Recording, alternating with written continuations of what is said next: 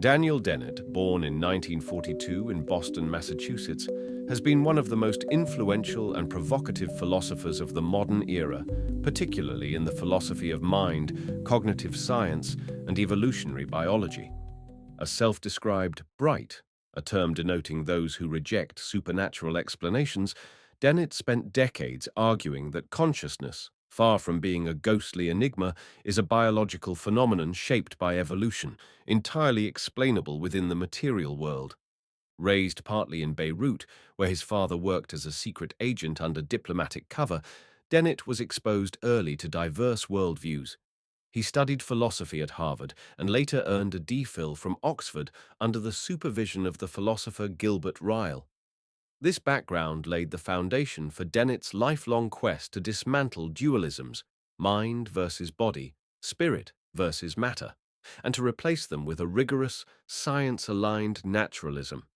Dennett's 1991 book, Consciousness Explained, became a landmark in cognitive science and philosophy. In it, he introduced the multiple drafts model of consciousness, suggesting there is no central place where it all comes together. Instead, consciousness emerges from competing parallel processes in the brain, much like the way a democracy functions: messy, distributed, but effective. This model challenged the Cartesian theatre, the notion that there is a central self or inner witness, which Dennett dismissed as a seductive but false intuition. He is also a master of metaphor.